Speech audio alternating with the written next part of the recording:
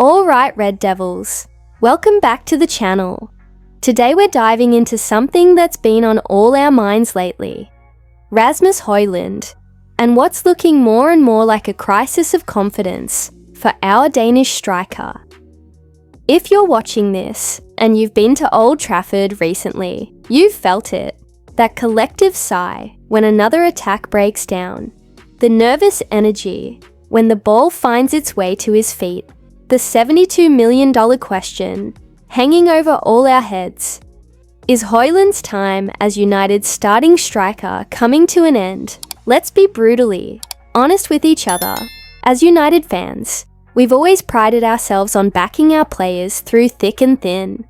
But what we're seeing with Hojlund goes beyond just a goal drought. The body language tells its own story, doesn't it? At Stamford Bridge, our cameras caught him complaining to Mason Mount during the second half. When Mount left the pitch, Hojlund looked absolutely lost. After the final whistle, there he was again, seemingly moaning to Lindelof about something or other. But it's the reactions from the coaching staff that should really set alarm bells ringing. Ruben Amorim's assistant, Paulo Barrera, was visibly frustrated with Hojlund throughout the match. And Bruno Fernandes, our captain, the heart of this team, berated him in both halves.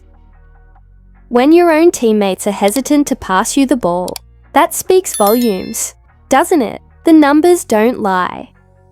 Either 3 goals in 33 games. Let that sink in.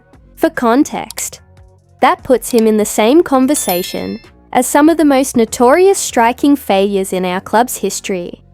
Your Gary Birtles, your Radamel Falcaos, even your Wout Weghorsts.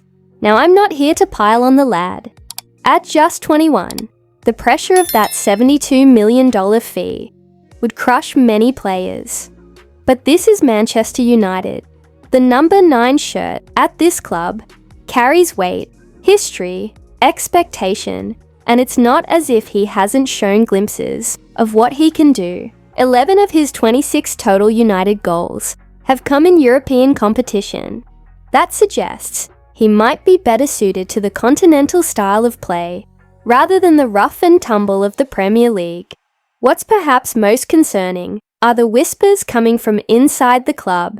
According to sources, senior figures at United aren't convinced by Hojlund's work rate. One well-placed source suggested he simply doesn't work hard enough. This isn't just media speculation or fan frustration. This is coming from inside Old Trafford itself. And then there's the social media behavior, which, let's be honest, smacks of desperation. Crass captions clearly crafted by a tone-deaf social media team, trying to win over the banter brigade. As the article aptly puts it, he's ended up imitating Neil Maupay. Hardly the striking role model you'd want for a Manchester United number 9. To his credit, Amorim is publicly backing his striker. After the Chelsea match, he told the press, "I'm happy. Of course, all the team has to improve, but the way he runs, he fights for every ball, loses a lot of duels, wins some duels.